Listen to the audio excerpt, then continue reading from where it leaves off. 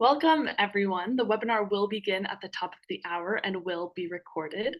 Connect with the campaign for grade level reading on social media. On Facebook, like the page Campaign for GLR, and on Twitter, like the page Reading by Third, and on LinkedIn, follow us at Campaign for GLR. Please use hashtag Learning Tuesdays and tag us to tweet anything you learned from today's webinar, and we'll be sure to retweet. We encourage you to share your questions, reflections, and observations on social media. The webinar will begin shortly. It will be recorded and shared with you afterwards. Once again, my name is Evan Bronson, and I am the webinar producer that will be working behind the scenes on today's webinar. And I have just a few housekeeping details that I want to run through before we get started. First, we'd love for you to introduce yourself, so please use the chat box at the bottom of the screen to share your name, city or state, and your organization. Be sure to select panelists and attendees so that we all know who is here, and feel free to share your thoughts and insights throughout the duration of the webinar. All attendees are in listen-only mode, but we encourage your engagement by posting questions in the Q&A box. We'll dedicate the last portion of the webinar to respond to the questions you post during the discussion. This webinar is being recorded and live streamed on Facebook, and a link to the recording will be emailed on Friday to all who have registered. We'll be posting a brief evaluation on the screen towards the end of the webinar, and we ask that you respond, as this helps with our commitment to continuous improvement. And I just want to share some upcoming webinars. Next week, we'll be having an engaging international conversation about relationships that work in CGLR communities with coalition leads, schools, and others. So if you want to learn more about the interconnectedness of GLR communities, we encourage you to register for that. Later that evening, we'll be having a Learning Tuesday webinar about the science of reading and emergent bilinguals. The following week, we'll have another doubleheader with a funder-to-funder conversation in the morning about scaling teacher PD for student success. And in the afternoon, a Big Bets working webinar about how summer learning resurgence and maximization is accelerating in-school learning. A link for the registration will be posted in the chat, and we hope to see you in coming webinars. And joining you now is Sierra Sanchez, Program Associate with the Campaign for Grade Level Reading. Thank you and enjoy the webinar. Thank you, Evan, and welcome to each of you. We are so glad that you could join us for today's conversation, getting all students up to speed using evidence-based supplemental reading programs. The COVID-19 pandemic has brought unprecedented challenges to education systems worldwide. Among its myriad impacts, one of the most concerning is the significant learning loss experienced by students across the U.S. This loss has been particularly acute for historically underserved populations, exacerbating existing achievement gaps and creating new ones. In response to this pressing issue, the Institution of Education Sciences took a proactive step in 2022 by establishing the Leveraging Evidence to Accelerate Recovery Nationwide, or LEARN network. This initiative aims to harness evidence-based practices and products to facilitate learning growth among students. Led by SRI International, the LEARN Network includes 4 product teams that have been diligently crafting and refining evidence-based interventions to address the learning needs of students, particularly in literacy and mathematics. Today, we have the privilege of engaging in a conversation specifically centered around literacy. We're joined by leaders from 3 of the literacy-focused LEARN Network product teams, as well as practitioners who have been implementing these supplemental reading programs in their classrooms. Our esteemed panelists will shed light on how these programs support various aspects of literacy development, from decoding to comprehension skills. Moreover, they will share insights into the critical role of peer interactions and offer best practices for selecting and implementing supplemental reading programs effectively.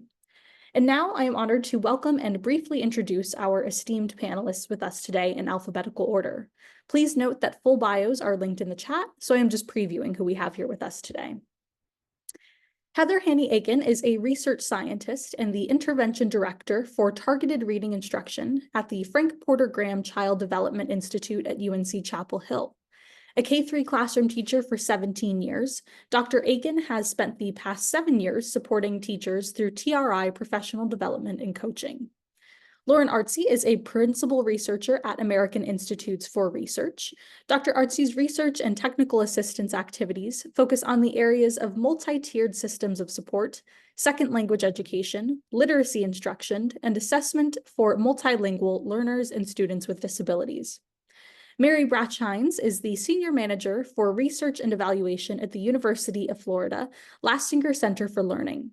Mary has been involved with the targeted reading instruction team for over 10 years and has worked on evaluations of TRI, which has documented impacts on student decoding, comprehension, and fluency. Billy Jo Day is a senior researcher at American Institutes for Research. She has over 10 years of experience in mixed methods of research, literacy research, and project management. Currently, Dr. Day is a peer-assisted learning strategies trainer and an investigator on a research project examining the implementation of PALS in elementary school classrooms. Emily Hayden is a literacy specialist for the Strategic Education Research Partnership, where she develops curriculum and supports implementation and evaluation of projects, including the Strategic Adolescent Reading Intervention for students in grades 6 through 10.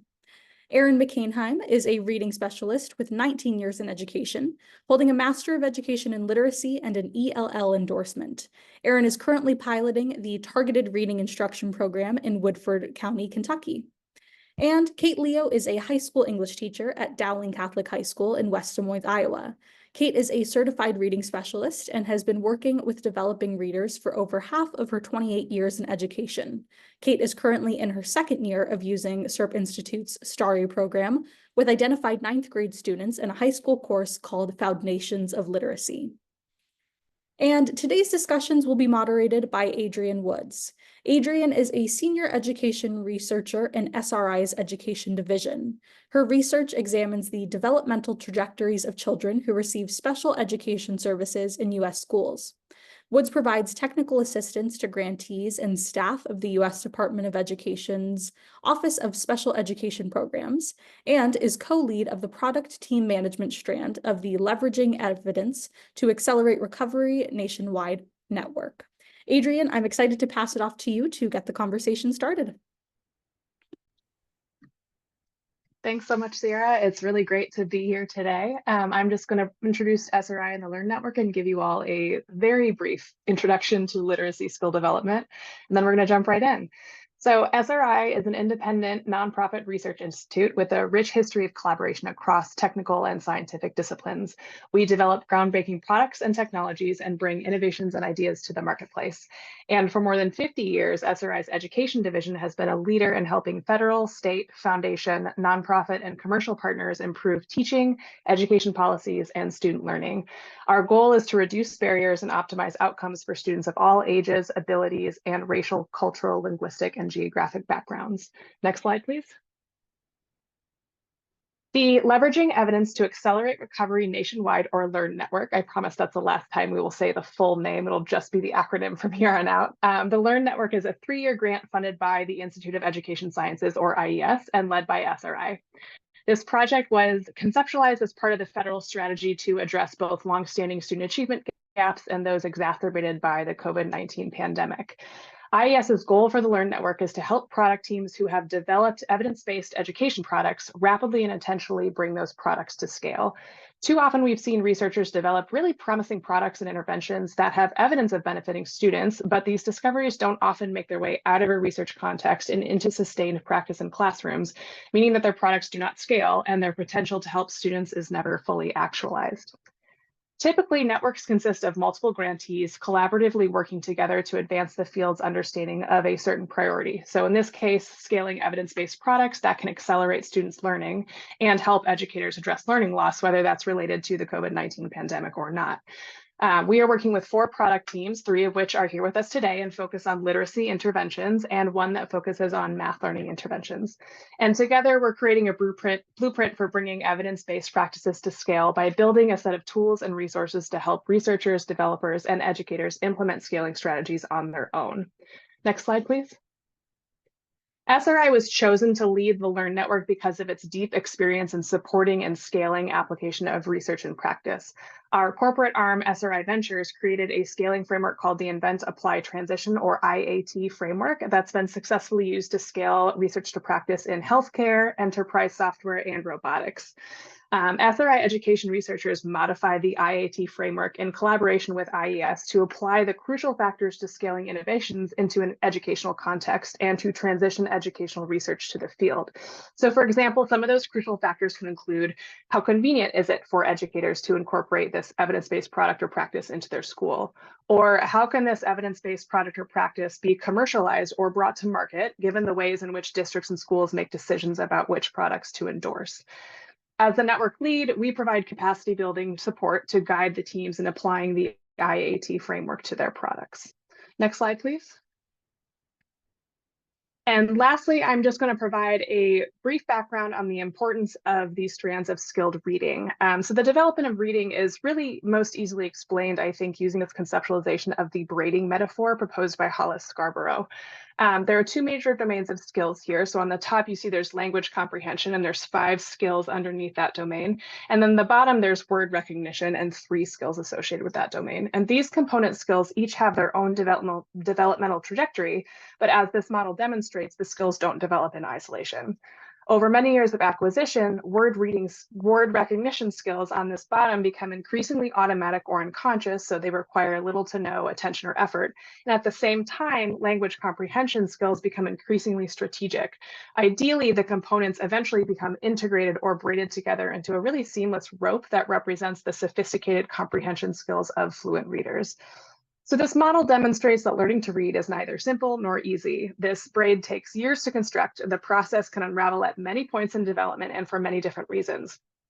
If one or more of these strands breaks down at any point, it's increasingly difficult for the braid to fully integrate and for that child to develop the sophisticated skills needed to become a fluent reader. So with that, we're absolutely delighted to have each of the 3 literacy product teams from the Learn Network here with us today. Each team has developed an evidence-based intervention that addresses and remediates points of unraveling on this reading rope, if you will. We're also so lucky to have 2 practitioners here with us who have each used one of these programs in their school or classroom and who can provide perspective on what that's been like to implement. So with that, I'd like to turn it over to each of these teams to introduce their program, the evidence-based practices you're incorporating into them, what this looks like in the classroom, thanks to the practitioners who are joining you. So we will start with the TRI FRA team.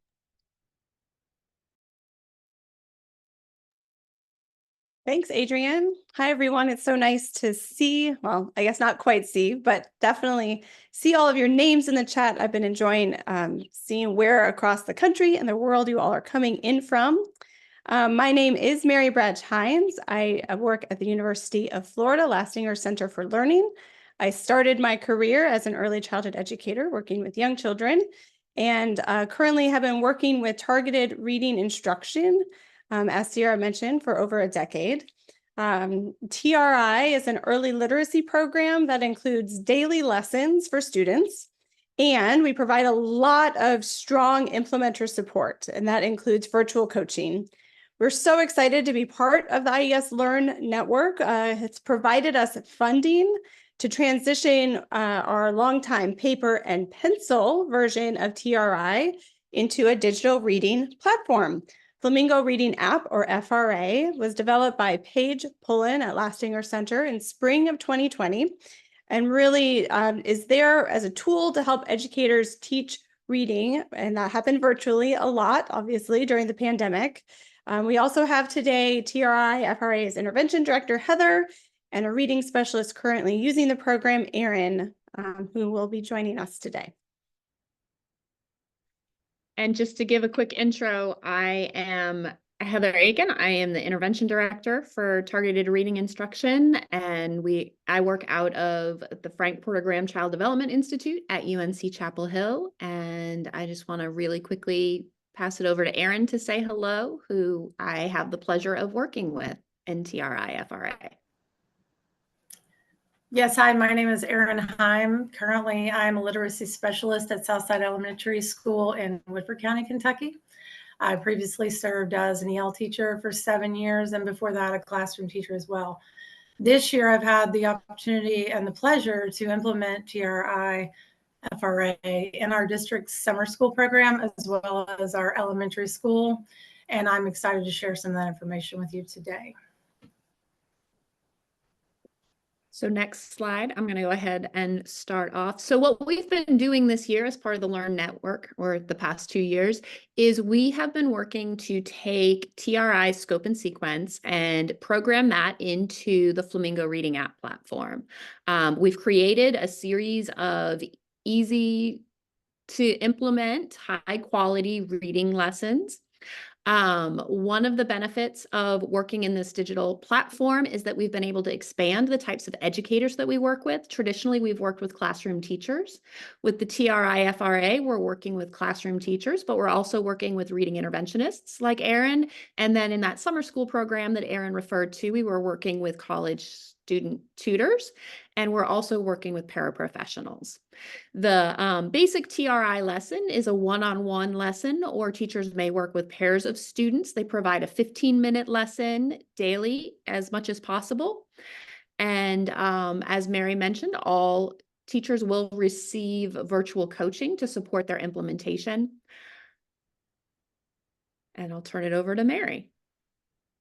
Yeah, so TRI has been studied rigorously over many, many studies for about 15 years, and we do have significant impacts. Sierra mentioned this at the beginning on not only decoding skills, because we do have a phonics-based element, but also on reading comprehension and fluency. And our ratings have been verified, or our findings have been verified by What Works Clearinghouse, and we have a strong rating on the Evidence for ESSA website. You can go to the next slide, please.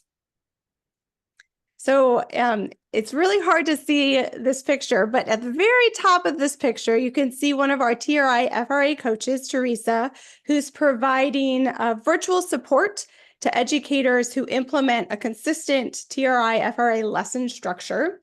So you can see this is an actual student using the program, working alongside an educator, really building those skills in multiple domains in each 15-minute TRI FRA lesson. And those skills include, next slide, please. Reading fluency at the beginning of a lesson. And then next slide.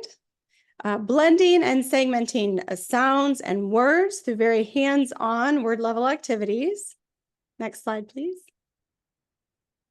And then within TRI's structured scope and sequence, we've broken our lessons into 4 color-coded levels to make lessons that are appropriate for our very earliest readers who are just beginning to connect letters and sounds, all the way up to our developing readers who are exploring multisyllabic words and even some morphology. The lesson you see right here comes from our word work portion of a lesson, and this is from our 3rd level, where students are working with vowel patterns.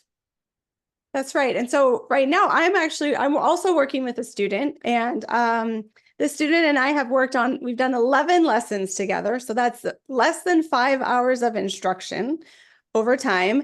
And she started reading words like tip when we were at TIP. We were working on lessons together. So she was reading tip. And now she's up to words like freight in the green level. So really just extraordinary progress in a very short amount of time. And then the end of every lesson, we have the students immediately apply whatever skill they were working on during word work in a decodable text so that they are doing basically a cold read and they're seeing a purpose for that work that they've been doing. And we will integrate that piece of the rope once again, that we will, even with the decodable text, we will still continue to have comprehension conversations and continue to build that oral language. Next slide, please. So as a field, and I'm sure everyone has heard so much about the science of reading, which is important. There's a lot of research out there that really does provide students and their teachers with guidance on how to help children learn how to read. Our emphasis as a program is also equally on the science of teaching reading, which is why there's a T in our in that slide title heading.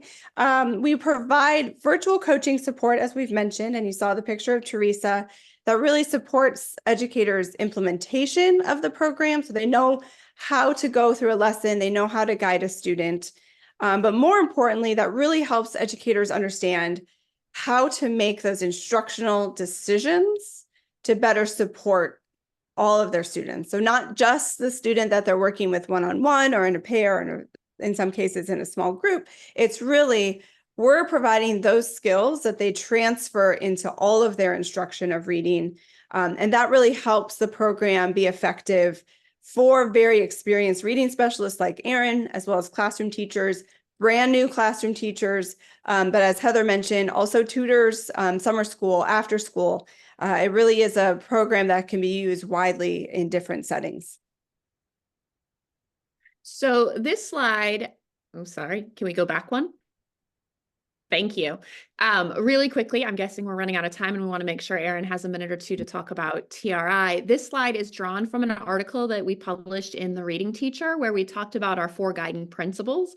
And I just want to draw attention to these because these are principles that guide everything we do in TRI, but I think they also translate to broader teaching perspectives. Our first one is, we call it let the child do the work. And so this is especially important with our youngest students. We as teachers tend to want to help. We don't like to see kids struggle, and it's difficult sometimes for us to make sure that kids are really doing the work. And so children should be exhausted at the end of our 15-minute lesson because the focus has been on them applying and developing these skills. We talk a lot about pacing, and we talk about pacing within the context of an individual lesson that should move smoothly and rapidly from activity to activity. But we also talk about pacing within our scope and sequence, and that pacing is different for each individual child. They all follow approximately the same reading trajectory, but they move through those levels at different paces. And so we want to give teachers the opportunity to address that. As we spoke about earlier, we talk about always integrating that oral language and that vocabulary piece with the decoding. Everything we do is done in the context of real words and texts because we want children to see a rationale and a purpose, the purpose of meaning making in reading with all of that decoding work they're doing. And finally, we have 3 really fabulous strategies that we use that progressively build decoding skills and give students tools that they can use as they become more and more proficient readers. I'm going to turn it over to Erin to tell us a little bit about her experience. Yeah, sure. I just want to start with, you know, so many times we have programs that are really difficult or time consuming to prepare materials, et cetera. The ease of implementing TRI-FRA, from setting the students up in the app to delivering the instruction, has been really seamless. It provides a clear scope and sequence, including like a systematic and explicit instructional structure that's designed to be used daily or as often as you can with students. I think it's the structure that provides such a high level of comfort for both teachers and students, just because the expectations are clear. They know what they're coming into every day. Teacher scaffolds, offering a gradual release of responsibility, which encourages the students to take that initiative back to the classroom on their own to apply it across all the domains, whether it be reading, writing, math, etc. The daily practice not only promotes building oral language and vocabulary, but it includes phoneme graphing, mapping, and blending and segmenting, which is super important to have that daily practice. I think that's been a game changer for my students. Just that repetition for practice to use in reading and writing daily, and it becomes second nature over time. So that's really when you see that shift in the student, and that's very exciting to see. Last and not least, TRI-FRA provides both seasoned teachers like myself and new teachers alike with explicit guided instruction using research-based practices. And that just helps build confident readers and writers. The ongoing support from check-ins from Heather that I work with throughout the implementation has been just really beneficial as well. And it just helps implementers stick to the fidelity of the program, which is very important. So it's been really exciting to see my students excel using this program. All right, thank you so much, the TRI-FRA team. It's really awesome to hear Erin's perspective as well, working with TRI in the classroom. So thanks for that. We're going to go to the PALS RD team next, and take it away, PALS. Great, thank you. If you go to the next slide, my name is Lauren Artsy, and I'm a member of the research team for PALS. It's called RD, Reading with Differentiation. I'm joined by my colleague, Billy Day, who is one of the lead coaches and also on our team. And we are a partnership between AIR and University of Texas, Rio Grande Valley. So this is the leadership team. We also have 4 PALS coaches who are based out of University of Texas, Rio Grande Valley that do the coaching. I'll turn over to Billy to introduce herself. Hi, Lauren. Thank you. So my name is Billy Day. As Lauren mentioned, I am a PALS trainer, and I'm overseeing the PALS coaches for this process. I have lots of information as you guys have questions about what are some of the common barriers and the real world solutions that we're learning as we're implementing across classrooms and across schools. All right, thanks. If you go to the next slide, so you'll see that peer-assisted learning strategies is a scientifically based peer-mediated instructional program. It was developed by researchers Douglas and Lynn Fuchs at Vanderbilt University. In PALS, students are paired together for a reciprocal peer tutoring experience where a PALS session takes about 30 minutes. It's implemented 3 times a week. And during these sessions, the 2 students who are paired together take turns as a tutor and tutee. They both have, we call it actually the coach and the reader, and they take on both roles. So one student starts out as the coach, the other student starts out as the reader, and they do different literacy activities together with their own books. So I think I saw in the chat, there's a couple of people on today from libraries, and they use their library books, they use their books that they get in media or readers, and the pairs are each reading their own book, but they read the same book together. And they do some different activities like repeated reading, word work, reading comprehension and prediction exercises. And again, because it's reciprocal peer tutoring, the students, one student will start out as a coach and the other student starts out as a reader. Then halfway through the session, they switch roles. If you go to the next slide, one of the benefits we find with PALS is it's an evidence-based supplemental program, meaning that it fits in to the programs that teachers are using in their core instruction. Students are paired together, as I said, and they use any book that they want. We guide teachers in the coaching through how to help their students select their books. But if you go into a classroom with 15 different pairs, each pair will be working with their own, with a different book. And so it really allows for natural differentiation. So because it is a reciprocal peer tutoring model, it really allows all students to really be actively involved in their learning sessions together. On the next slide, you'll see that PALS incorporates highly structured activities that around literacy that have been shown in the research to improve students' learning, such as code-based skills, as we saw with the reading rope that Adrian talked to us about, those skills that students need around decoding text, as well as repeated reading to support their fluency, and then more of those meaning level skills, how to comprehend text around like identifying the main idea, summarizing. There are frequent prompts and resources that students use, little question cards that the coaches have to support the peer interaction.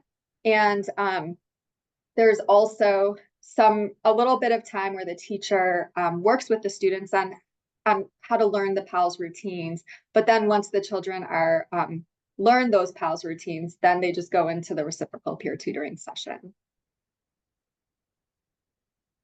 Great. So again, there's a number of different supports that help the students engage together, because again, these are sessions that are like 30 minutes and it's peer-to-peer learning. So all the children are learning together in partners in small group settings. So I'll show some examples in a moment of different cards that the program has to support the peer interactions. There's a reinforcement system. It changes based on different grade levels. In the grade that we're working with 4th grade, it's a game that basically classes are split into 2 teams and there's points in a game. So there's a reinforcement system. And then there's guides for teachers lesson plans, we call it student training, but it's the first 2 weeks of the program, 2 to 4 weeks of the program, where students learn the PALS routine. And then after that initial training session, they then do just the PALS sessions over again with different students, different books. The next slide shows us the different PALS components that are in the grade that we're working with in this project. So for partner reading and retell, that really targets fluent reading and retelling. So for instance, the reader starts reading a page of their book, and the coach will help support them in reading. So if the reader has challenges with a word, the coach can jump in and help them. And then basically then the student has to retell what they read and summarize what they read. And then the coach, again, will help them if they run into any issues, and then they switch halfway through. With paragraph shrinking, a student reads for 5 minutes and beginning where their previous partner left off. And they basically then at the end of each paragraph, they identify the main character, which we call the important who or what. They summarize the main idea in 10 words or less. And then they switch roles, and the reader becomes the coach and the coach becomes the reader. In prediction relay, they again are reading half a page, and then they're guided to make predictions about the rest of the text. And then they also switch roles. And then a new addition that we're looking at in terms of this project is called wordplay. And we really wanted to have a bit more focus in one of the sections of PALS on helping students work with vocabulary words and multisyllabic words that are frequent in their text that they may need additional support with. So there's a new wordplay routine where students basically use word parts to determine the meaning of unknown words. The next slide shows, thank you, shows an example of some of those supports that I was telling you about. There's different cards and folders, resources that students get to support them in their peer interaction. And we'll have some links that we provided where you can see samples of the PALS materials and resources. I did just want to say before turning it over to Billy to talk about considerations for implementing PALS in the classroom, that on the next slide, you'll see that PALS has been researched a lot in the past research, and it's been evaluated and found effective with diverse learners. For instance, there's been studies that have looked at PALS use with students with disabilities, and also English learners and other students, and they find that students in the PALS condition significantly outperform students in the business as usual conditions. So again, for time purposes, I won't go into more detail, but PALS is a, we call it Blueprint certified program. And if you go to the link that's at the bottom of the slide, it talks more about the research behind PALS. So I'll turn it over to Billy to talk about considerations for PALS in the classroom. Excellent, thank you. Okay, so just quickly, I wanted to just say a little bit about PALS. So PALS as a program is really straightforward and easy to implement. Teachers are really just teaching students how to use the PAL components. Laura talked a little bit about the peer-to-peer learning of this. They're really teaching them about partner reading and retell, paragraph shrinking, prediction relay, and wordplay. And like what we're seeing in the classroom sort of varies depending on where a teacher is at in this process. Early in the PALS process, teachers are really just trying to determine the best time to implement PALS, is figuring out where to fit it in their day so it's regularly occurring for students, and then selecting the right text for pairs. Because one of the ways that PALS works is that because teachers are selecting the text based on two sets of students or two students, they're really able to differentiate the reading for students. So students are able to access the text and get the support that they need. And then once teachers start implementation, it's really about how students are really reinforcing sort of key student behaviors, making sure students are sitting next to each other, making sure they can see the text, ensuring that their materials are out and that students are on task.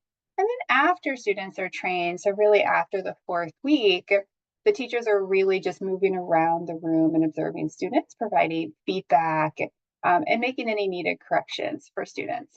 And then students at that point really take ownership of this process themselves. Lauren already mentioned that they're both serving as both coaches and readers. The key piece of this entire thing is that students are getting the opportunity to read in a very supported way. So they're getting just-in-time help as they're accessing the text. All right, Lauren, I think we just have one slide left that provides some more information. Yep, the other way. There you go. About PALS. Great. And yeah, I recognize that we went very quickly through the program. I feel like we just really overviewed it at a high level. So I did put in the chat.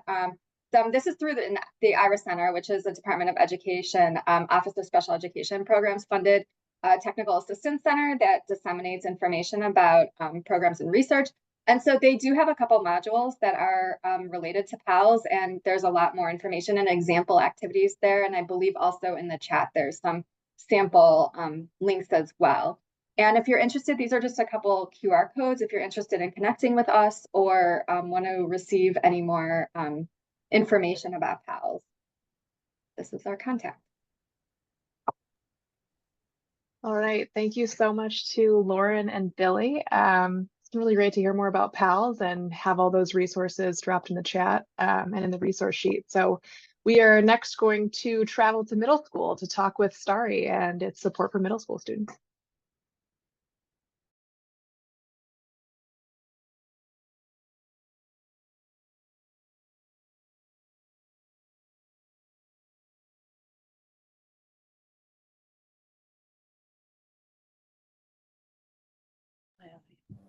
Okay, here I am. I'm sorry. Kate, why don't you go ahead and introduce yourself while I figure out how to turn my camera on, please. Oh, okay. Okay. Hi, everybody. I'm Kate Leo. I'm a high school English teacher in West Des Moines, Iowa. And I'm just in my second year of using Starry. So kind of just a teacher who saw a need for building foundational skills with high school students. A lot of incoming ninth graders coming to us without the set of skills that they needed to be successful in our regular English 9 curriculum. So I went to my area education agency and asked for a great program, and they gave me Starry. So I'm on year 2 and excited to help Emily tell you about it. Thanks. Thanks for going first, Kate. And I'm Emily Hayden. I am a literacy specialist with the Strategic Education Research Partnership, which developed Starry. And formerly, I'm a K-12 teacher in public schools for many years and special education administrator. And then I also worked in higher ed in teacher preparation. So this is kind of the next step in my journey. So I'm going to start off with just providing a broad overview of Starry. And I do want to point to the link that, the address that's here on this slide, where you can find all of our Starry materials. And then just say also that I did provide resources that you should see in the chat that provide much more information about the books that we read, the scope and sequence for Starry, what the daily program looks like. And I think those will be sent out on Friday with the email as well. So this is sort of the high level overview of the Strategic Adolescent Reading Intervention, or Starry. And the thing that's different about us is that Starry was designed to work with middle school and high school students who are struggling readers. We currently have 3 years of curriculum developed that have been validated with 6th through 9th graders. Each year has 3 units. So it's a full year of curriculum. And this year we are writing and piloting a 4th year designed for 10th grade students. So plenty of materials. A nice thing about Starry, one of many, is that all of our lesson plans, student workbooks, slides, etc., are free to download at that serpinstitute.org Starry site that you see linked there. So next slide, please. So just to give you a little bit of background, adolescents who struggle with reading have all of the multifaceted needs that we've talked about with elementary students today, and in addition, have some challenges that are unique to being an adolescent. Most adolescents who struggle with reading have had many years of reading difficulties before they get to middle school.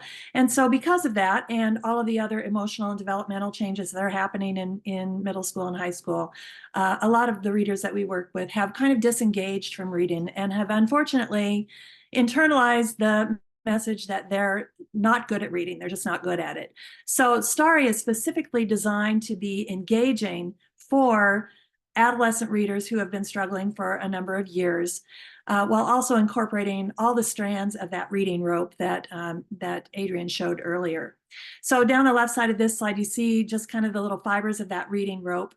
All of these are addressed in Starry, but in ways that are uniquely engaging for middle schoolers. I will say that Starry is a Tier 2 intervention, so it is not designed to take the place of the middle school or high school ELA class, but to be an additional class, and it's best utilized daily as a separate 45 to 50 minute class, and that's the way Kate's using it, and she'll tell you what that looks like. So we have our Starry features very clearly laid out lesson plans. One thing that is another thing that's a difficulty sometimes with adolescents who struggle with reading is that once they get to middle school and high school, the teacher in charge of their reading instruction might be someone, or likely is someone, who was trained as a secondary English teacher, and that teacher training doesn't always include decoding instruction or how to teach children how to decode. So that is a big aspect of our Starry lessons, and it is laid out very clearly so that really anyone can teach Starry. We have English language arts teachers that teach it. We have PE teachers, Spanish teachers. So the lesson plans are laid out very clearly so that all of these aspects of the reading rope can be covered. Starry features a regular fluency routine that incorporates decoding, designed specifically to be engaging to middle schoolers and high school students, and work on language structures, as well as provide background knowledge, not only on the novel that students are reading in their particular unit, but also to kind of fill in gaps in background knowledge learning that students who struggle with reading might have missed from their general education curriculum. Every unit is centered on a fiction novel with supporting nonfiction text. So it's a fiction plus nonfiction text set for each of the 3 units per year. The novels are written around engaging topics, so things that middle school and high school students are interested in, engaged with currently themselves. But written at a 2nd to 4th grade reading level. So you see the 500 to 800 Lexile level, so that they are accessible for students who struggle to actually read. Starry uses trade books, and so there isn't a huge expenditure of money to purchase the class sets of the books that kids use. They're books that are widely available. Some of them are a little bit older, so might be a little less expensive.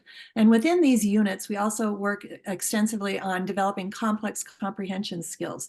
So not only the ability to summarize, but reciprocal teaching, using reciprocal teaching methods, engaging in lots of partner work, and guided reading to sort of provide a bridge to more independent reading later. And every Starry unit includes at least one debate so that students develop that 21st century skill of spoken language, but also finding text support to support an argument, learning to use persuasive language. All of those kinds of things are built into debate that's featured as part of a Starry unit. Next slide, please. So we are talking about evidence-based interventions here today, and Starry does have the Tier 1 rating through the WhatWorks Clearinghouse. If you've been looking at evidence-based reading instructional practices, you probably know what the WhatWorks Clearinghouse is, and the Tier 1 is the strongest rating that they give of having a significant impact on reading. And Starry was validated for this in 2013, 2014.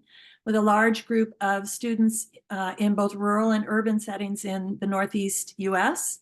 And on this slide, you can see the outcomes. The gold bar is the control group of students for that year-long intervention study.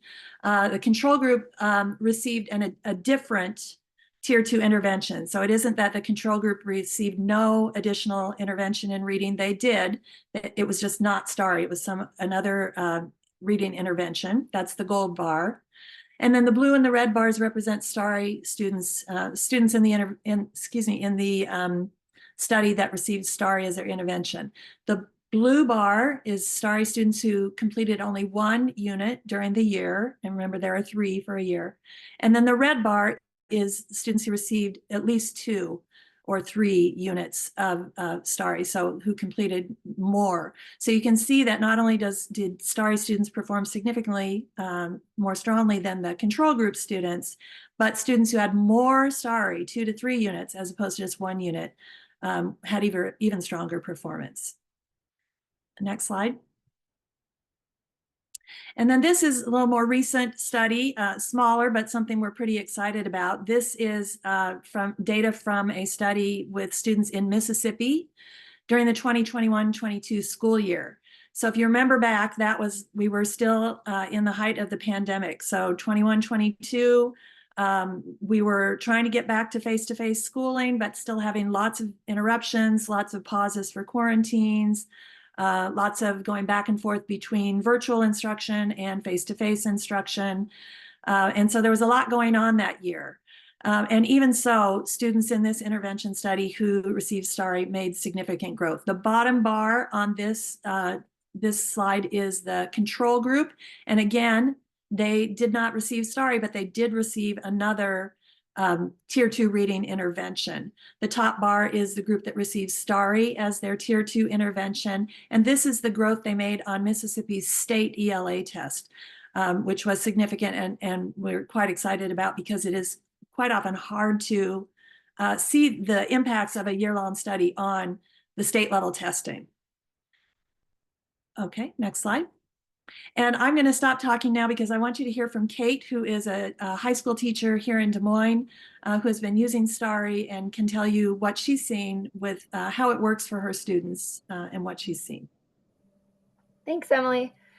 So I came to STARI really kind of desperately seeking something that would help these high school students. I had been piecemealing fluency things and comprehension strategy things and searching all different types of websites. And when my area education agency pointed me to STARI, STARI is thematically based. So all their fluency, all of their comprehension, all of their fiction, nonfiction, poetry, children's books, anything that STARI has brought in is all thematically connected, which does such an amazing job of building the background knowledge that my kids are lacking. And I saw somebody put this in the chat, and it's all free. That's what was just amazing to me, that when I approached my leaders at my school district and they said, what was the cost? And I said, we're just talking about the cost of the books, and all of their materials were free, which was amazing. So I've only used it the 1 year. I'm in year 2 right now. And you can see my data from the first year. I just worked with 12 students, but those 12 students grew an average of 44 correct words per minute in their daily fluency routine, which was amazing. All of my students moved up at least 1, if not 2 fluency levels.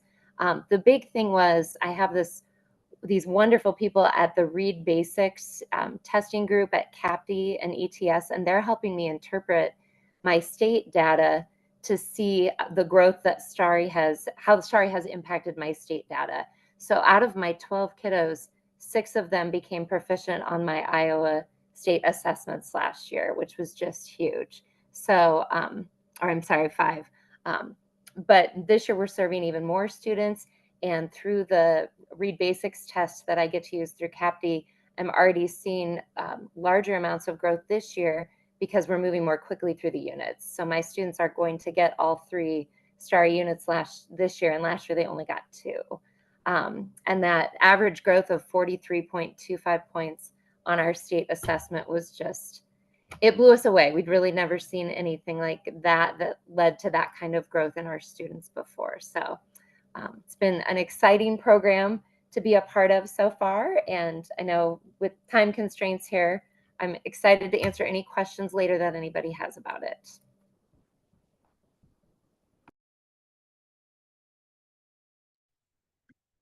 Okay, thank you so much to all of the teams for telling us a little bit more about their programs and how they work. I've already seen a couple of questions in the chat asking for some more specific details. So in my framing comments, I talked about the strands of skilled reading and the importance of building children's skills, especially in decoding and recognition and language comprehension. So I'd like to dig a little bit deeper into how your programs do that. And we're going to go in reverse order in just a couple of sentences, starting with the STARI team.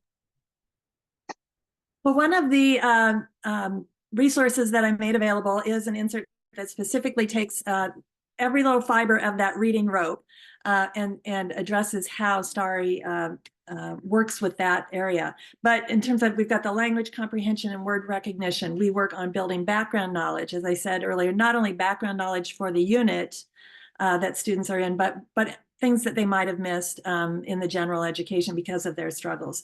We build vocabulary knowledge, language structures, verbal reasoning, and literacy knowledge, all through kind of this, not only the fluency practice that's regular, but the thematic mode of the unit. And then for word decoding, as I said earlier, a lot of teachers at the secondary level who might be working with struggling readers were trained as English language arts teachers and didn't maybe get that. I was trained as an elementary ed teacher, so I had a lot of decoding, but English teachers don't necessarily get that. And that's a huge need for adolescents, but it can't be set, it's not as effective if it's set up as the same way you would teach a first grader decoding. And so we work a lot at building phonological awareness, vowel sounds and vowel teams and all the consonant clusters and those kinds of things, and then up to kind of dividing words, knowing how to divide a word into syllables so you can take it chunk by chunk. So all of that is integrated in our lessons, and maybe Kate wants to say a little bit about that too, because I know that's something that you've noted. Just if there are any practitioners out there that would feel nervous about doing decoding instruction because of what Emily said, without having that teacher ed background on decoding, the lesson plans, the teacher lesson plans are so well laid out that I just do my study sessions with the STARI lesson plans before I teach it to the students. And it's so well guided that I don't feel nervous at all that I'm lacking that decoding piece because I'm not an elementary education person. So that piece is amazing. And it really is such a small part of the curriculum that the students don't feel like it's, babyish for them to be working on decoding. We always just put it under the guise of, you have a lot of multisyllabic words in your content area reading, in your biology class, and your, here we're a Catholic school, religion classes. And so it's helping them with their decoding of these multisyllabic words in their other content areas. So we've got the kids, I think, bought into it. So. Yeah, and so the decoding, and that's something that's a concern for adolescents that comes up quite frequently because many of them still need that decoding work, but they will disengage from it if it looks like something that you would put in front of a first grader. It just is the way it is.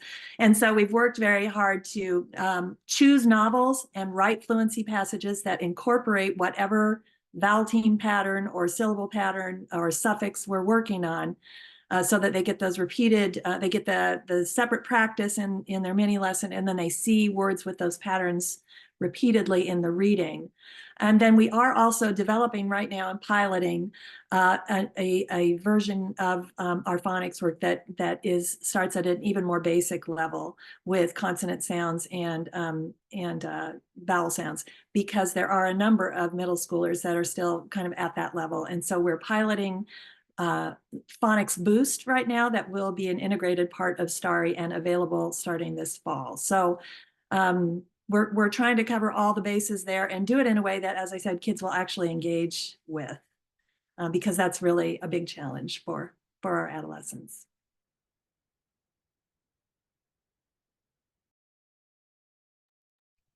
Okay, let's hop over to the PALS team.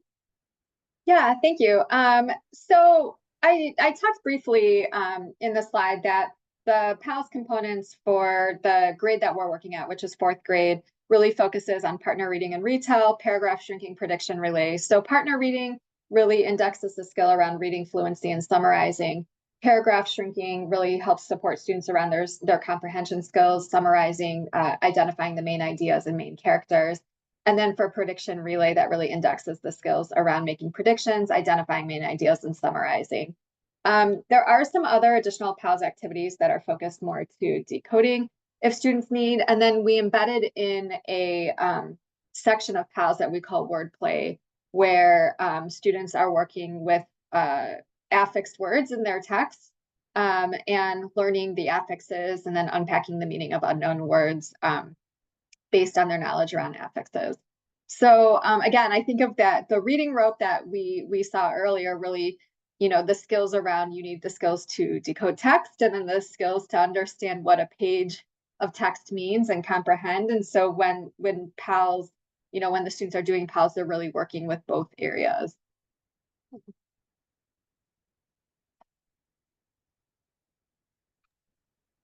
Okay, and last but not least, let's go to TRI. Sure. So as we discussed earlier in our slides, we really have focused TRI-FRA on including multiple components in that one streamlined lesson. So in just 15 minutes, educators have students practice fluency, identify sounds, blend, segment words, define words, which is really important, read, answer comprehension questions. We really believe strongly that all of that instruction, all of that time spent practicing on students' behalf is in the context of real words and text. We don't want anything to be isolated. We want educators to be providing that really strong oral language support. For another project, I've been coding early elementary teachers providing small group literacy instruction. So they're working with small groups of students who aren't yet meeting grade level. And these aren't TRI-FRA teachers. This is a different project. And for the most part, what we're seeing is teachers are understanding the foundational skills that they're needing students to develop. And they're providing a lot of instruction in those skills. But where we see a slight difference between what our program is encouraging any implementer, any educator to be doing is making sure that it's the student who's doing that work. As Heather said earlier, like students should be so wiped after they've done a 15-minute TRI lesson because they've been doing all the work in that lesson. It's not, you know, so that's something that's really important, that students are getting that practice and being engaged in that lesson through hands-on participation. Heather, do you want to add to that? I just wanted to add that one of the things I feel, one of the broader misconceptions that I think has arisen from the reading rope is there is this belief that students at the earliest stages of learning how to read are just focusing on that decoding piece, and that in some ways we're missing making that connection between the work that these kids are doing decoding these words and the purpose of doing this work, which is making meaning. And so one of the things that we really try to emphasize within all of our TRI-FRA lessons is that, yes, you are doing this decoding work, but you're doing this decoding work because you're making meaning. And so that goes back to we're having comprehension conversations with whatever decodable text we have students working in. We're talking about the meaning of words and things like that.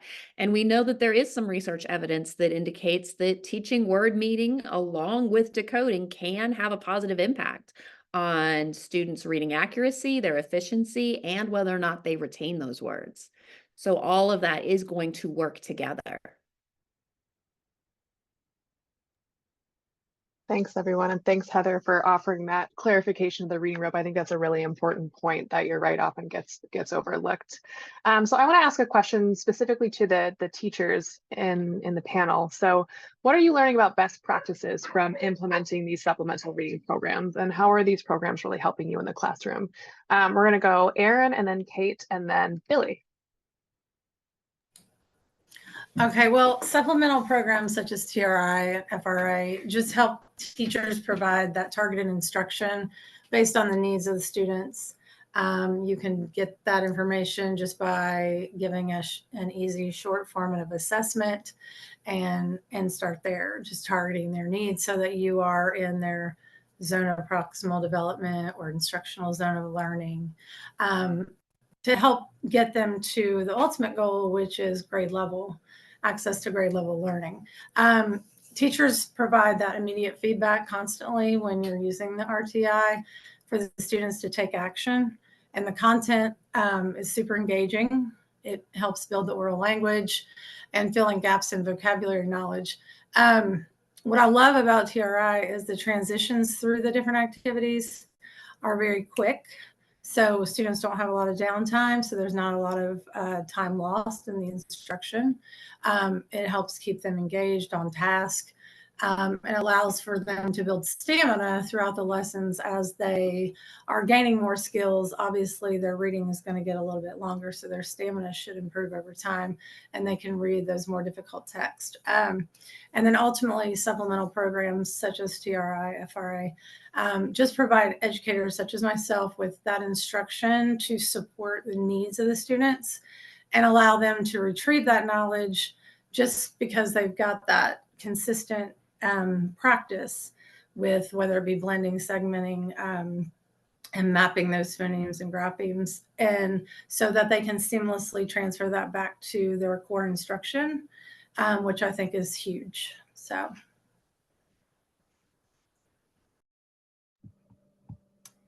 To echo what Erin said, Starry, we're using Starry as an additional English class. So the students, my incoming freshmen, they'll have an English 9 class, and then they'll have a Starry intervention period as well. And where we found this supplemental program to be so beneficial is the regular English 9 classroom teachers were really struggling when a student would read a chunk of reading. They're assigned 2 chapters of whatever text that they're reading, of Mice and Men, and then they come back to take a reading check and they don't pass it. And our regular English 9 teachers don't know if that's because they didn't comprehend the text or because they didn't read it. And Erin talked about stamina. We have to build that stamina. And so some of our students come into high school not having the stamina to be successful in a regular English 9 class, and they need that skill building.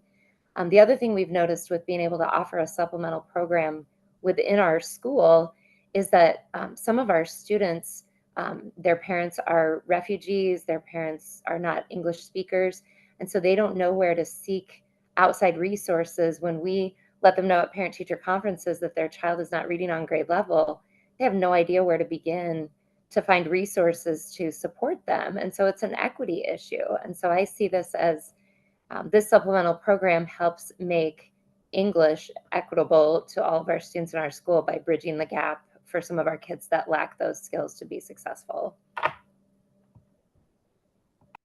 Thanks. This is Billy with PALS. So I think just briefly, like one of the things that we're learning is that whenever we're bringing PALS into schools, that coordinating with both principals and the teachers is really important. I think just making sure they understand like what those necessary components for implementation are, particularly scheduling, which we've heard a little bit is like having a consistent, regular schedule for students where they're getting the opportunity to practice and really take ownership of it. And then the other thing that we see as teachers are implementing this is that training students is a key part of PALS. And while it does take time on the front end, roughly 4 weeks, to train students, after students are trained, they really do take ownership of PALS and they move through each of the core components with ease, which is really hard to imagine when you are working, in our case, we're working with 4th grade students, that 4th graders are going to take complete ownership of this. And the teacher's role at that point really does shift to monitoring student pairs, offering feedback and correction as needed. I think those are some of the key pieces that we're learning as teachers are implementing PALS in their classroom. All right.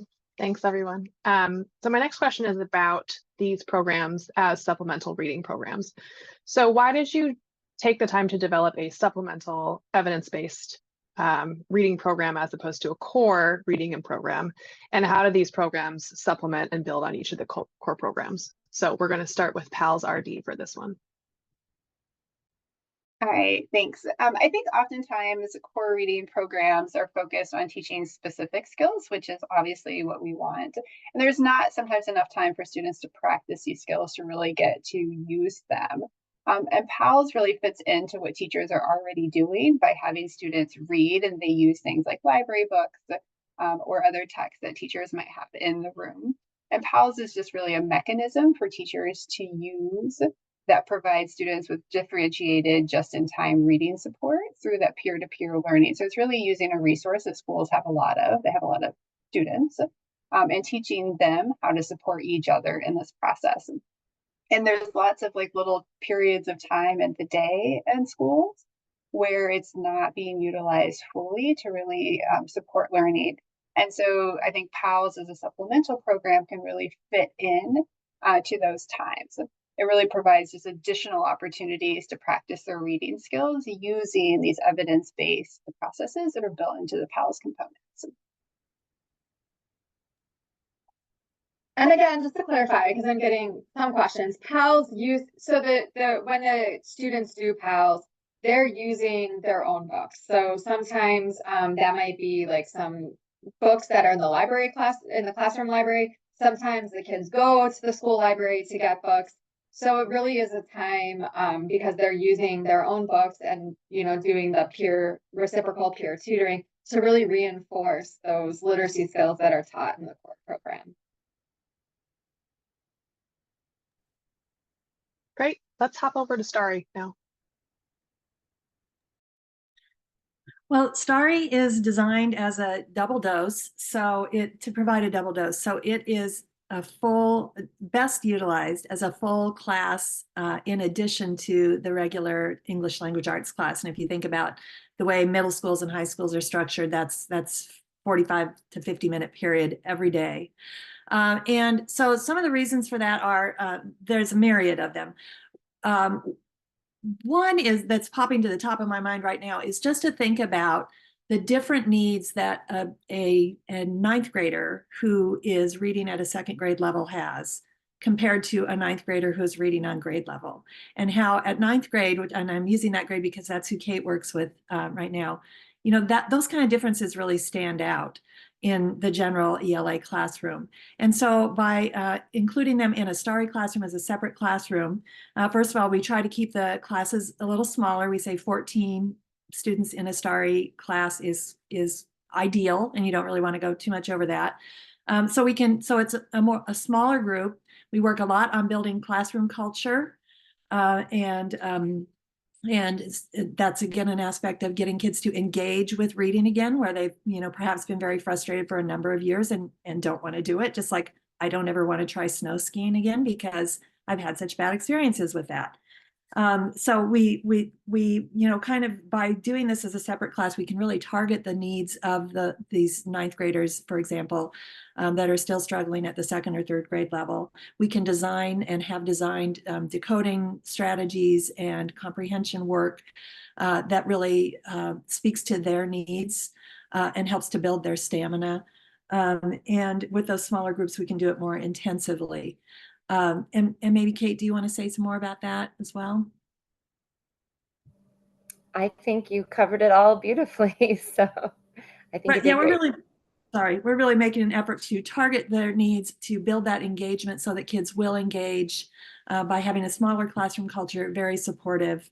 And that is a very strong aspect of Starry, is building that culture. We try to keep kids in Starry for the full year, just because we want to have that culture and that climate of trust, so our students feel safe showing what they don't know and working on building their skills.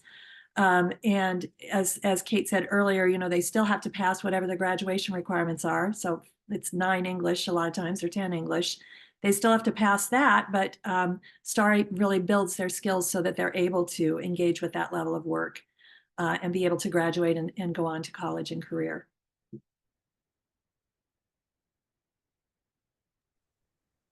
All right, thanks, Starry. If we could hear from TRI, that would be great.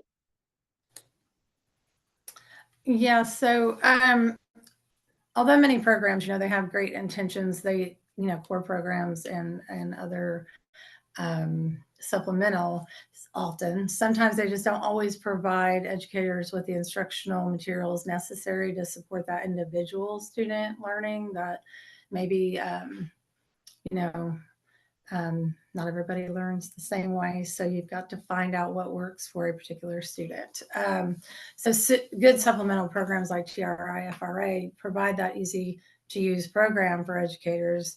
It's quick. It can be, you can start it tomorrow if you just learned it today. It's not something that's just so overwhelming.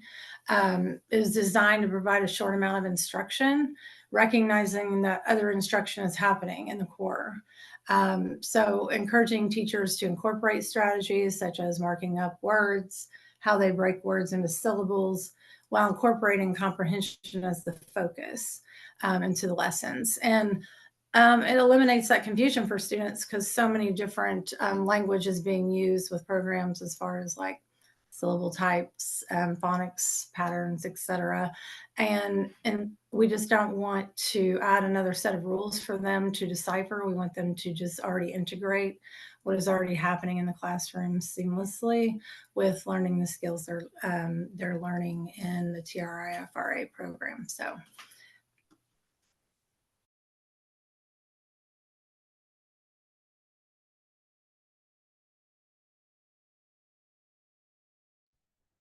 Anything else to add, TRI?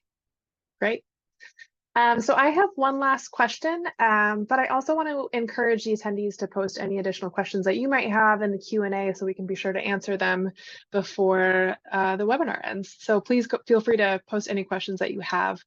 The last question I have is really about the science of reading, right? That's been very much in the news these days, as well as in state legislation, increasingly over the last couple of years. So as district leaders and school leaders look for evidence-based programs that can apply the science of reading and can accelerate learning recovery, what should they be thinking about and looking for? What resources are out there to guide them? And from the teacher perspective, what advice would you offer to school and district leaders in terms of support for teachers and actually implementing these programs once they've been selected? So let's start with the TRA team. So I think one of the first things you should be looking for in these programs is what kind of professional learning and support is available. It doesn't matter how wonderful a program is if you're not going to be able to get your teachers to implement it with fidelity. Or to implement it comfortably. And I think that is also exacerbated by what is the burden on teachers. I was working with some teachers just last week, and they were talking about their core program that they've been struggling with for 2 years, and they're finally feeling like they're at a good place with it. And now to find out that they might be getting a different core program next year. And they're just up in arms about it because they've invested all this time and energy in learning this new program. And so I think that's one of those things that if you're going to expect teachers to invest a lot in a program on their own time, you either need to really commit to a program and know that it's going to work, or you need to make sure that there is that actual support. And I think the last thing I want to add to this is really being aware of programs that they lack a consistent scope and sequence across all the elements of reading. And so in the early reading field, there's this big emphasis on making sure that you're covering each of the 5 pillars, which is fabulous, and we want that to happen.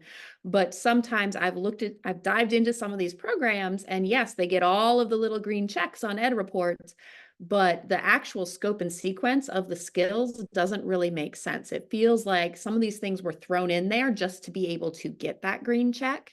And so there needs to be an intentional plan for all of the elements, all of the pieces that you are getting from that instruction. Yeah, and I would add to that, Heather, that if you or any staff have time and resources, you can dig that little bit deeper into findings that programs report. So you don't need a background in statistics.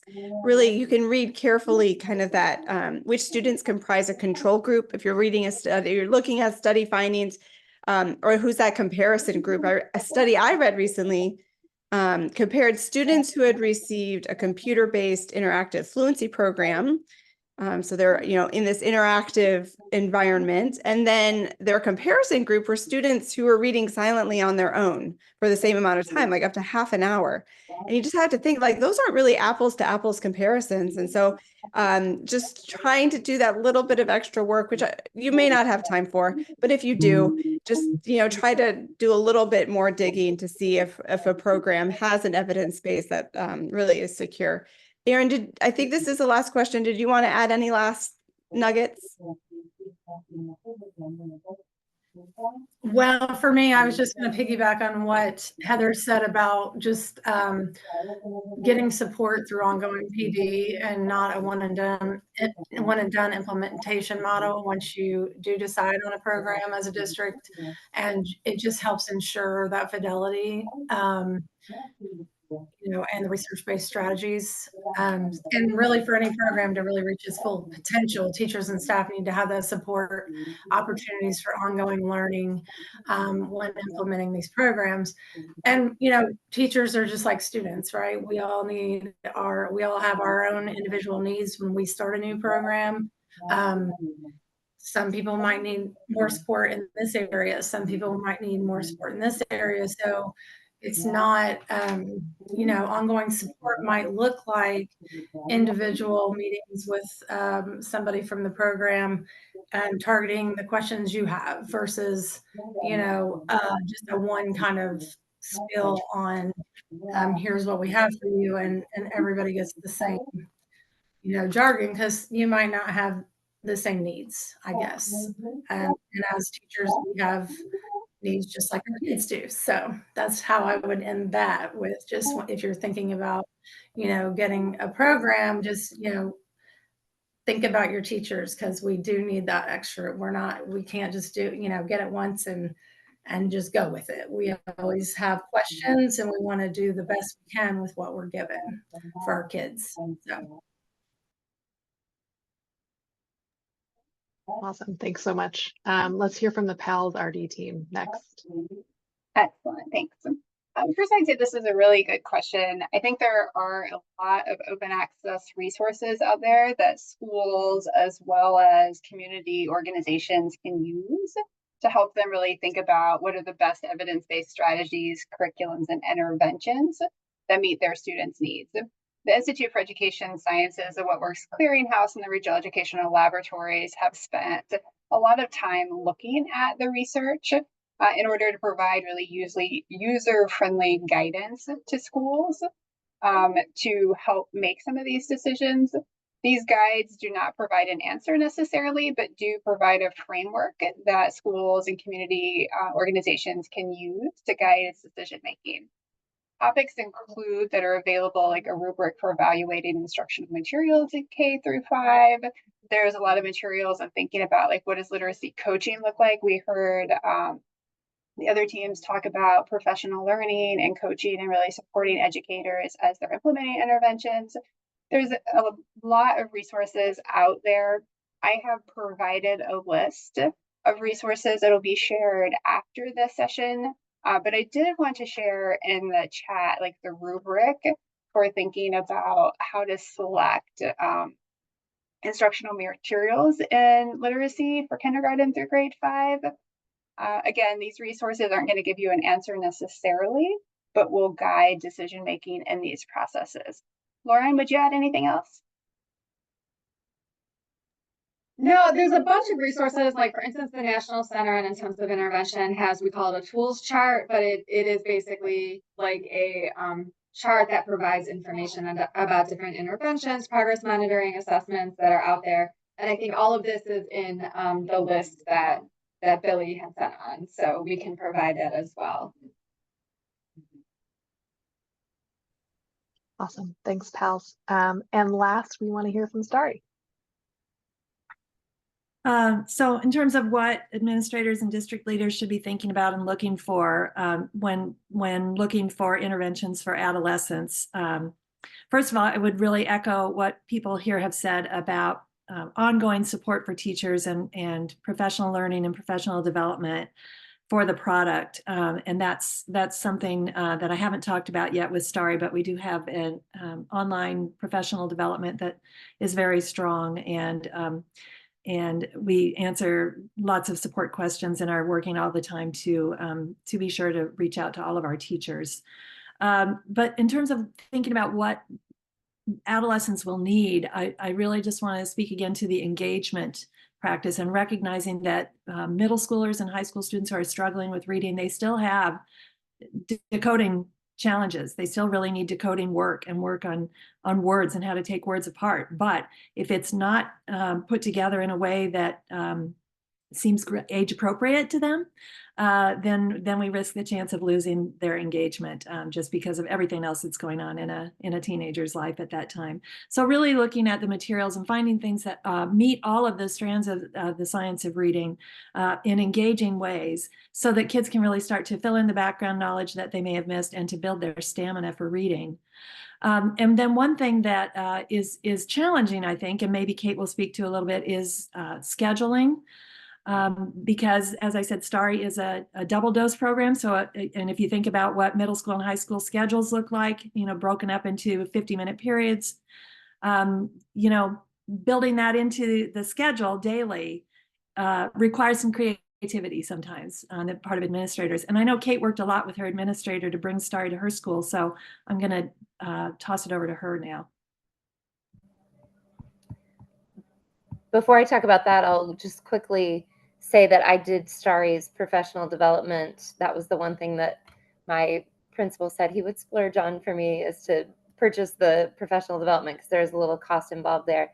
And it was wonderful because I got to see these other teachers teaching the lessons that I was going to be teaching, and I got to see them structuring their small groups, and just felt more comfortable facilitating all of it because of the professional development that I received. And I could go at my own pace.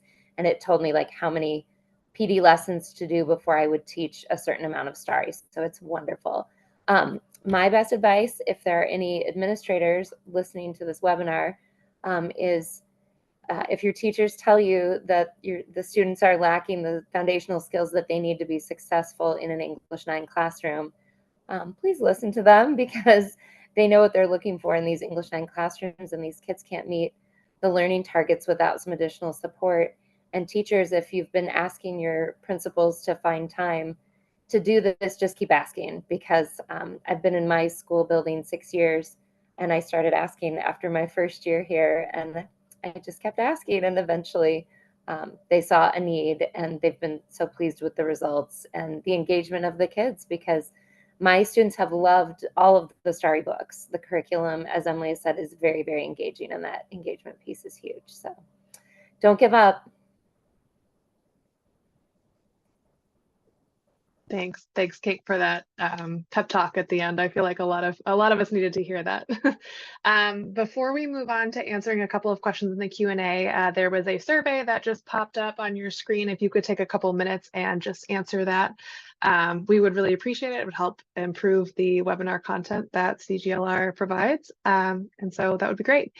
So one question that was posted in the chat that I would like to get an answer to live, I think, is how costly these programs are to implement. I think Pal's already responded to this, but if everyone could just pop back on and let the folks know what goes into this and how much it costs and how you get it, that would be great. Do you want to go, Emily? I'll go after you. Sure. Yes, I'll go first. So as I said earlier, all of the lesson plans, student workbooks, slides are free to download on our Starry site. Some people want us to print those and bind them for them, and we can do that at a minimal cost. So that is technically all free. The things that cost are purchasing the class sets of the books, the novels and nonfiction books that students read in each unit. And so for each unit, there are 3 units a year, and there are generally 2 or 3 books that are purchased for each unit, and you need a class set, so each student has their own book.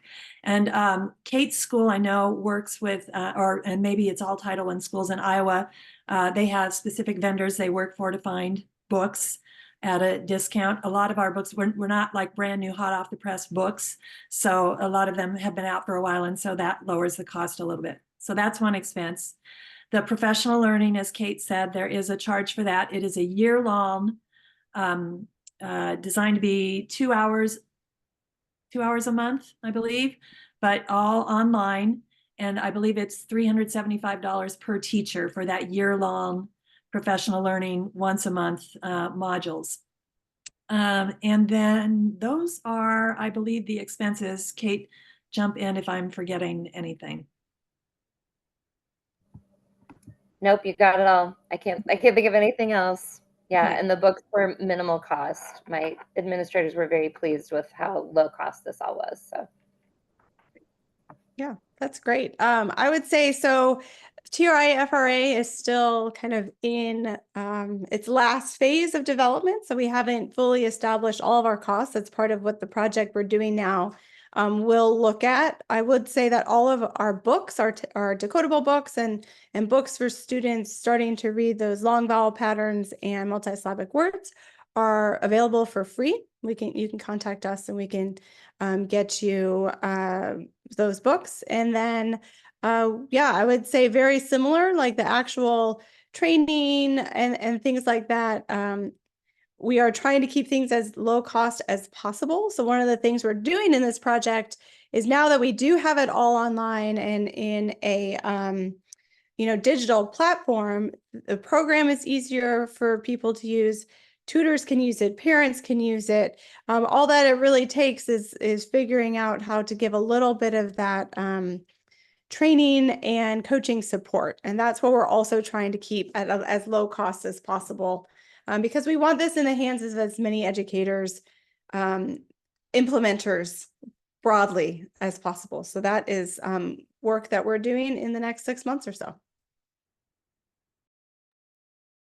Great. And for PALS, I posted in the Q&A the links where you can find out more information about ordering the materials. Again, similar, they're provided at very low cost, and there's, the cost of shipping. But the 2 links that I provided will have more information on what the specific costs are and if you're interested in moving forward, how to purchase the materials.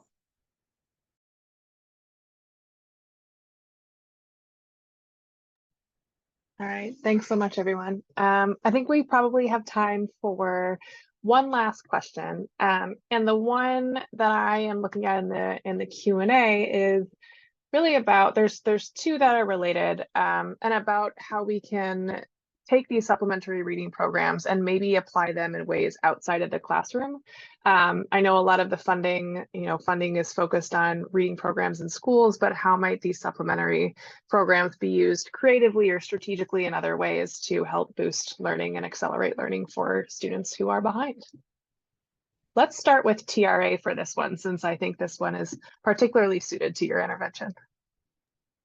Yeah, and I did post some responses to the folks who kindly asked those questions about, how do we use this in a tutoring application? How do we use this with families? And to be honest, like, if you had caught us kind of before the pandemic, to be honest, and before we were able to transition to a more virtual lesson space, I would have said that would have been kind of hard. Our heart was on working with classroom teachers.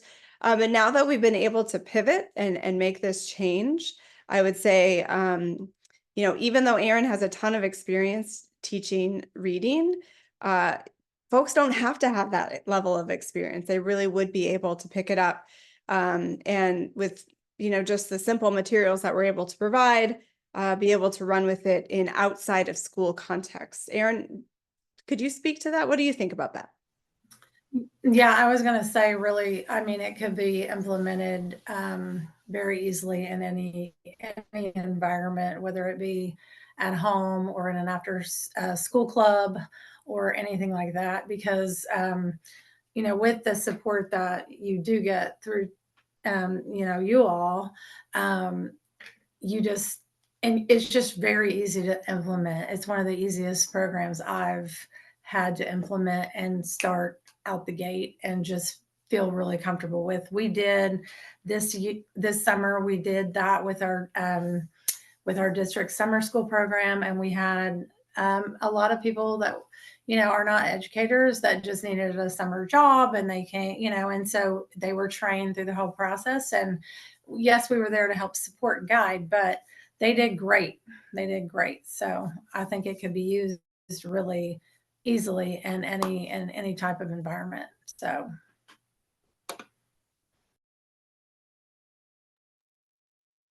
Great. So I will offer just really quickly, I think PALS is very similar. It can be used definitely in community or after school programming. It lends itself really easily to translate to this environment. The one area where if you are translating it to that environment, you're going to want to really take a look at children's current reading scores, which there are some online tools that you can use to get that information that schools more readily have, but doesn't prevent community organizations from using it as well. Similarly, it can be used at home, particularly the partner reading and retell, giving students an additional opportunity to read the text with a fluent model is really helpful. Lauren, would you add anything else? Yeah, I think there's been some work that's looked at the role of reciprocal tutoring for reading programs in after-school context, or like if there's after-school programs at the school, things of that sort. So again, like though our specific project is not looking at the after-school context we implement during the school day, it is something that could translate to after school. And I think during the pandemic too, there were some instances where, like for instance, siblings could use the PALS routines to read with each other. And practice some of their literacy skills at home.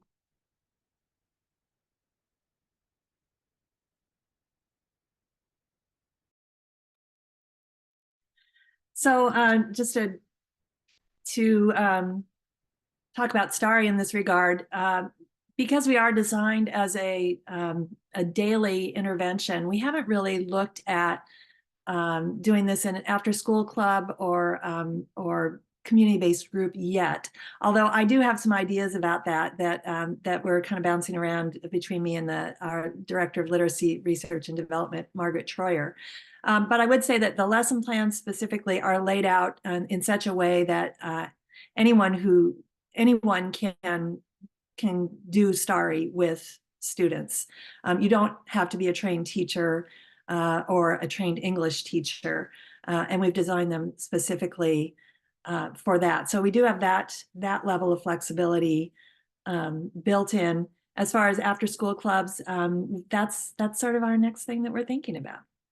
Do you want to say anything, Kate?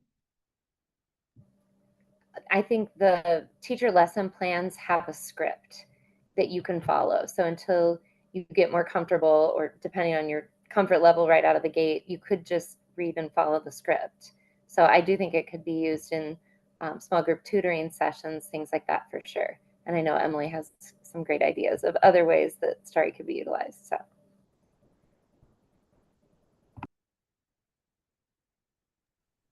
All right, well, I know we are at time and I want to be conscious of that. So I just want to say thank you so much to all of the panelists for joining us, and I will turn it back over to Sierra.